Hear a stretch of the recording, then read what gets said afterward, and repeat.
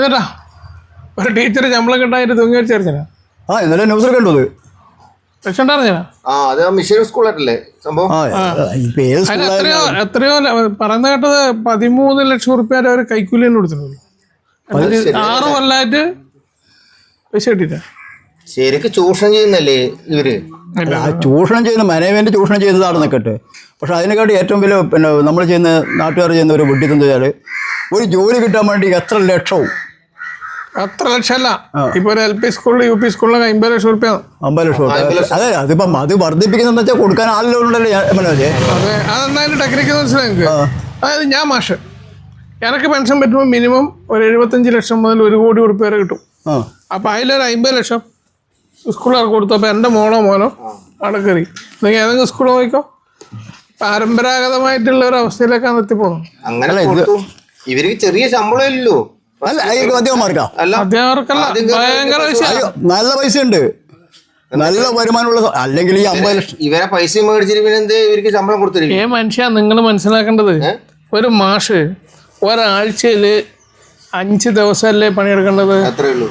അതായത് ഒരു മാസം 20 ദിവസം ആകെ ഏകദേശം ഒരു 150 ദിവസത്തെ താഴെ മാത്രമേ ഒരു കൊല്ലം പണിയെടുക്കണ്ടൂ. അതുമല്ല ഒരു ദിവസം 5 മണിക്കൂറേ പണിയെടുക്കണ്ടു. അത്ര കൊണ്ടോ? അതുകൊണ്ട് 1 ലക്ഷം ടൈമില്ലേ? 5 മണിക്കൂറേ പണിയെടുക്കണ്ടു. ഏറ്റവും നല്ല ജോലിയാണ്. ഏറ്റവും നല്ല ജോലി അധ്യാപകന്റെ ആണ്. പക്ഷെ പിന്നെ അധ്യാപകന്റെ ജോലി ആത്മാർത്ഥയോട് ചെയ്യുന്നവർക്ക് ഏറ്റവും പ്രയാസപ്പെട്ട ജോലിയാണ് അധ്യാപകൻ. അതുണ്ട് തീർച്ചയായിട്ടും. അധ്വാനിച്ചിട്ട് പഠിപ്പിക്കണം എന്ന് വിചാരിച്ച്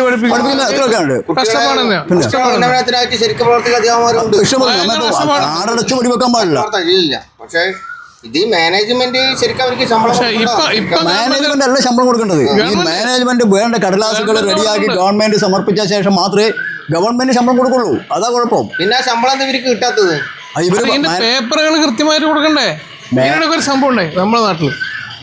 പിന്നെ പറഞ്ഞുതരാം. അയാള് പെൻഷൻ പറ്റി വെള്ളം കുടിക്കുന്ന വർഷം പെൻഷൻ പറ്റി കഴിഞ്ഞപ്പം ഈ AS ഓഫീസ് അതുപോലുള്ള സ്ഥലങ്ങളിലൊക്കെ ചില ആളുകളൊക്കെ പൈസ മേടിക്കുന്നുണ്ട്. ഈ പെൻഷൻ സാങ്ഷൻ ആക്കാൻ വേണ്ടി ഈയൊക്കെ പൈസ കൊടുത്തില്ല. പൈസ കൊടുക്കാൻ കാരണം അയാൾ വെള്ളം കൂടി ആയതുകൊണ്ട് വിട്ടു പൈസ കൊടുത്തില്ല. അയാൾ ഒരു പേപ്പർ വലിച്ചു കീറിച്ചാടി. അയാൾ വേസ്റ്റ് ബാസ്കറ്റിൽ ഇട്ടു. നീ തന്നിട്ടില്ല നടത്തിക്കാൻ വേണ്ടിയിട്ട്. പക്ഷെ സംഭവിച്ചതെന്ന് വെച്ചാൽ ഇത് കീറിച്ചാടി 2 ദിവസം കഴിയുമ്പോൾ അയാൾ മരിച്ചു. എന്താ കീറിച്ചാടിയാള്? കീറിച്ചാടിയാളല്ല, ഈ അധ്യാപകൻ 2ാമത് ചെയ്ത് കൊടുക്കേണ്ട അധ്യാപകൻ മരിച്ചു. 2 ലക്ഷം റുപ്യ ആ കുടുംബത്തിന് കിട്ടിയില്ല. അയാൾ പഠിപ്പിക്കുന്ന കാലത്തെ വീട്ടിലൊന്നും കിട്ടിയില്ല. ഇതിങ്ങനെ കുറേ വിഷയങ്ങളുണ്ട് ശരി. കാരണം നമ്മളാരും ഈ ഇതിൻ്റെ ഉള്ളിലേക്ക് കിടക്കാത്തതാണ്. ഇപ്പം നമ്മളെ നാട്ടിലൊരു വീട്ടിൽ 2 ആൾ കൊടുത്തിട്ടുണ്ടല്ലോ, ഇഷ്ടംപോലെ ഉണ്ടല്ലോ. ബിസിനസ് എന്ന് പറഞ്ഞാൽ നിങ്ങൾ മനസ്സിലാക്കേണ്ടത് ഒരു 1000 കുട്ടികൾ പഠിക്കുന്ന ഒരു സ്ഥാപനം ഇഷ്ടംപോലെ. ഇപ്പം മാനേജ്മെൻറ്റ് സ്കൂൾ എന്ന് പറഞ്ഞാൽ പ്രൈവറ്റ് ശരിക്കും മാനേജ്മെൻറ്റ് സ്കൂൾ എന്ന് പറഞ്ഞാൽ കോപ്പറേറ്റീവ് മാനേജ്മെൻറ്റ് ഉണ്ട്, SNDP ഉണ്ട്, NSS ഉണ്ട്, എല്ലാവരും ഉണ്ട്. നമ്മൾ മനസ്സിലാക്കേണ്ടത് ഒരു കൊല്ലത്തിൽ ഒരു 3 മാഷന്മാരാ പോസ്റ്റ് ചെയ്താൽ പൈസ 1.5 കോടി റുപ്യ. അല്ല സ്വകാര്യ ഇതെന്ന് പറഞ്ഞാൽ ഒരു കോർപ്പറേറ്റിനാ പോകുന്നു, കോർപ്പറേറ്റ് മാനേജ്മെന്റിനാ പോകുന്നത്. സ്വകാര്യ വ്യക്തികൾ നടത്തുന്ന ഇഷ്ടംപോലെ സ്കൂൾ നമ്മുടെ കേരളത്തിലുണ്ട്. അവർക്ക് കിട്ടുന്ന 50 ലക്ഷം തന്നെയാണ്. മനസ്സിലായില്ലേ? ഒരു സ്കൂളില് ഇപ്പൊ 2025 2050 വരെയുള്ള വരുന്ന പോസ്റ്റുകളെല്ലാം ഇപ്പോഴേ പൈസ കൊടുത്ത് ബുക്ക് ചെയ്തു. അങ്ങനത്തെ അവസ്ഥയല്ലേ? അല്ല മറ്റൊന്നുണ്ട് ലക്ഷ്മണ. 2 തരം അധ്യാപകരുണ്ട് നമ്മുടെ നാട്ടില്. നമ്മുടെ ഈ കേരളത്തിൽ 2 തരം അധ്യാപകരുണ്ട്. ഒന്ന് ഗവൺമെന്റിൽ ശമ്പളം കൊടുക്കുന്ന അധ്യാപകരും, ഒന്ന് മാനേജ്മെന്റ് ശമ്പളം കൊടുക്കുന്ന അധ്യാപകരുണ്ട്. ഈ ഇംഗ്ലീഷ് മീഡിയം സ്കൂളുകൾ ഗവൺമെന്റ് അംഗീകാരമല്ല, CBSE അംഗീകാരമാണ്. CBSE അംഗീകാരം തന്നെ എല്ലാറ്റിനും ഇല്ല. അവർക്ക് പൈസ കൊടുക്കേണ്ട മാനേജ്മെന്റ് ആണ്. അതിന് വേറെ ടെക്നിക്ക് ഉണ്ട്. അതിന്റെ ശമ്പളത്തിന്റെ സൂത്രം അറിയാം നിങ്ങൾക്ക്? ഈ CBSEക്ക് ഒരു നോംസ് ഉണ്ട്.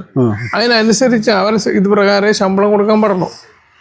ഉദാഹരണത്തിന് പറഞ്ഞു കഴിഞ്ഞാൽ 25,000 റുപ്യാണ് ഒരു ടീച്ചർക്ക് ശമ്പളം കൊടുക്കേണ്ടത്. CBSE കണക്കാണ്. ഉടനെ എന്ത് ചെയ്യും? മാറി കൊടുത്തുവിടാ. റിക്കാണല്ലേ, ഇപ്പോൾ അക്കൗണ്ടിലല്ലേ കൊടുക്കാൻ പാടുള്ളൂ. ചെക്ക് തരും. ഇപ്പം ലക്ഷം കൊണ്ടാണ് പഠിപ്പിക്കുന്നതെങ്കിൽ ചെക്ക് തരും. 25,000 റുപ്യാണ് സാലറി, 25,000 ചെക്ക് തരും. ആ പൈസ പോയിട്ട് എടുക്കണം. ഇവക്കുണ്ടായിരുന്ന ശമ്പളം പറഞ്ഞു വെച്ചിട്ടുള്ള 10,000 റുപ്യ ഉണ്ട്. ഈ 15,000 റുപ്യ പ്യൂണിനെ കൊടുത്തേക്കണം, തിരിച്ചു കൊടുക്കണം. റിക്കാർഡിക്കൽ ഇവരാരി 25,000 റുപ്യ ശമ്പളക്കാരി. 25,000 റുപ്യ ശമ്പളം. അത് നമ്മൾ അടുത്ത ഒരു സ്കൂളിൽ ഇതേപോലെ ഞാൻ അവർക്ക് 7,000 രൂപ ശമ്പളം പഠിപ്പിക്കുന്ന ടീച്ചർക്ക്.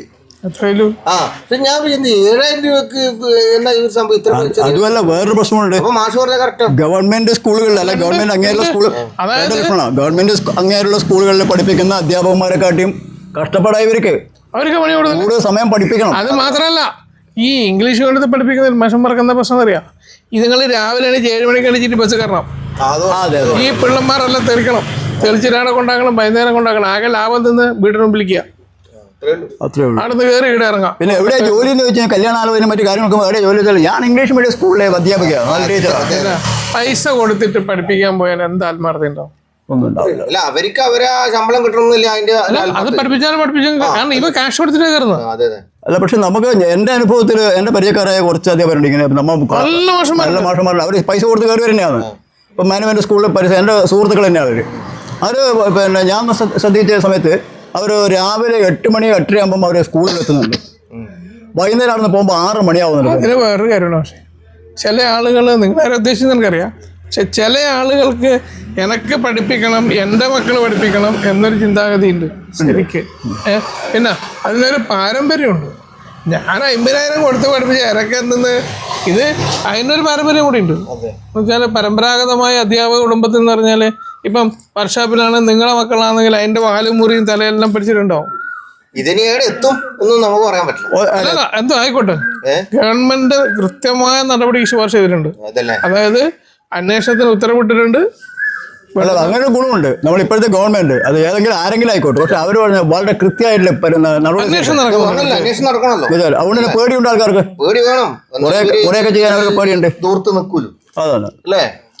അല്ല ഇതിന് ശരിക്കും എന്ത് വേണമെന്നറിയാം വേണ്ടട്ടാ, ഈ സർക്കാർ ശമ്പളം കൊടുക്കുന്ന എല്ലാ സ്ഥാപനങ്ങളിലും, അതായത് സ്കൂളുകളിൽ ആടത്തെ ശമ്പളം അവർ കൊടുക്കുന്നുണ്ടെങ്കിൽ ആടെ പോസ്റ്റ് ചെയ്യാൻ PSC ഏൽപ്പിച്ചൂടെ? അത് പാടില്ലെന്നുണ്ടല്ലോ ഇപ്പോഴും ഉണ്ടാക്കുന്നത്. അതെ, അത് പണ്ട് 57 പിന്നെ അന്നത്തെ ഗവൺമെന്റിനെ പിരിച്ചുവിടാൻ കാരണം അത്തരം ഒരു നല്ല ആശയമാണ്. അല്ല അതിനു മുമ്പേ അങ്ങനെ ഒരു തീരുമാനത്തിലേക്ക് എല്ലാവരും എത്തുമ്പോഴുള്ള പ്രശ്നം എന്ന് പറഞ്ഞാല് ഈ നമ്മുടെ നാട്ടിലെ ഒരു നല്ലൊരു ശതമാനം ന്യൂനപക്ഷങ്ങൾക്കും സ്കൂളുകളുണ്ട്. മുസ്ലിം ന്യൂനപക്ഷത്തിലുണ്ട്, ക്രിസ്ത്യൻ ന്യൂനപക്ഷത്തിലുണ്ട്, നായരുണ്ട്, എല്ലാവർക്കും ഉണ്ട്. ആ പീറ്റിങ് എല്ലാം കൂടെ തലതിരിഞ്ഞു. കാരണം പൈസ കിട്ടുന്ന കേസാണ്. തല തിരിഞ്ഞു കഴിഞ്ഞാൽ ഏതാനാണ് വന്നിന് ആ പണി കിട്ടും. ഇതാണ് അതിന് ശരിക്കും. അല്ലെന്ന് പണ്ട് എങ്ങനെ ഉണ്ടായിരുന്നു? 57 മുമ്പ് ഈ നാട്ടിൽ എങ്ങനെ ഉണ്ടായിരുന്നേ? മാനേജർ പോയിട്ട് പൈസ മേടിക്കും. ശമ്പളം മൊത്തത്തിൽ മാനേജർ ഒപ്പൊന്നും മാഷന്മാർ ഒപ്പൊന്നും വേണ്ട, മൊത്തത്തിൽ പണിക്കും. ഈ മാഷന്മാർ ഇപ്പോൾ ചെറുപുഴയിൽ തന്നെ എനിക്ക് പരിചയമുള്ളൊരു മാഷുണ്ട്. ഈ മാനേജർ വീട്ടിൽ കാര്യം നോക്കാൻ വേണ്ടുന്നതാണ്. സ്കൂൾ മാനേജർ വീട്ടിൽ നിങ്ങൾ വേറൊന്നും ചിന്തിക്കണ്ട. സ്കൂൾ മാനേജർ വീട്ടിൽ കാലിയാനായിട്ട് വന്നാണേ അയാൾ മാഷാക്കി. അയാൾ അപ്പം ആരുടെ അയാൾക്ക് വിധേയത്വം മാഷാക്കാം. അതിന് തുക്കിയാണെന്ന് ഒരാളെ പിടിച്ചിട്ട് ഒരാൾ സ്വന്തം വീട്ടിൽ നിർത്തിയിട്ട് അയാളെ ഹെഡ്മാഷാക്കി. ആ ഹെഡ്മാഷാക്കിയിട്ട് കുറച്ച് കഴിയുമ്പോൾ അയാളെ ആളുകൾ തന്നെ ഇയാൾ തല്ലിക്കൊല്ലും ചെയ്യും. അത് അങ്ങനെയൊക്കെ ഉണ്ടല്ലേ, അങ്ങനെയൊക്കെ ഉണ്ട്. പിന്നെ ഇതെല്ലാം നമ്മ പറയുമ്പോ ഒരു നെഗറ്റീവ് വശങ്ങൾ മാത്രം നമ്മൾ എടുത്തു എന്ന് മാത്രം. അത്രേ ഉള്ളൂ. പിന്നെ ഇതിന് വേറെ വിഷയം എന്താ അറിയാ, ഒരു PSC പരീക്ഷ അല്ലെങ്കിൽ റിട്ടേൺ ടെസ്റ്റ് ചെയ്ത് ഒരു മത്സര പരീക്ഷ നടത്തിയിട്ട് ജയിക്കുന്നവന് അതിന്റെ ക്വാളിറ്റി ഉണ്ട്.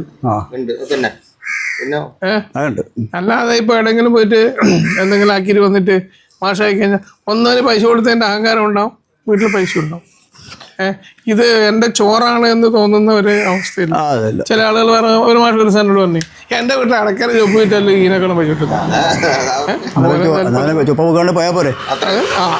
അത് അതിന്റെ ഉത്തരം അതാണ്. നമുക്ക് ചോദിക്കേണ്ട കാര്യമില്ല. അല്ല ഏതായാലും നമുക്ക് പിന്നെ ഇത്തരം കാര്യങ്ങൾ നമ്മുടെ നാട്ടിൽ നടക്കാതിരിക്കാൻ വേണ്ടി നമ്മളൊന്ന് പിന്നെ ജാഗരൂകരായിരിക്കണം. പിന്നെ അവരെടുത്ത മാധ്യമങ്ങളും കാര്യങ്ങളും മാധ്യമങ്ങളൊക്കെ ജാഗരൂകരാകണമെങ്കിലും ഇതിൻ്റെയൊക്കെ പിന്നിൽ ഞാൻ നേരത്തെ പറഞ്ഞ പോലെയുള്ള ചില രാഷ്ട്രീയ നീക്കങ്ങളും മതപരമായ നീക്കങ്ങളുമാണ് ശരിക്കും നമ്മുടെ ഈ സമൂഹത്തിന്റെ ഈ അധപ്പതനത്തിന്റെ പ്രധാന കാരണം. അപ്പൊ നമുക്ക് ചെയ്യാൻ പറ്റുന്ന അയ്യപ്പനോട് പ്രാർത്ഥിക്കാൻ മാത്രമേ ഉള്ളൂ, നന്നാവാൻ വേണ്ടിയിട്ട്.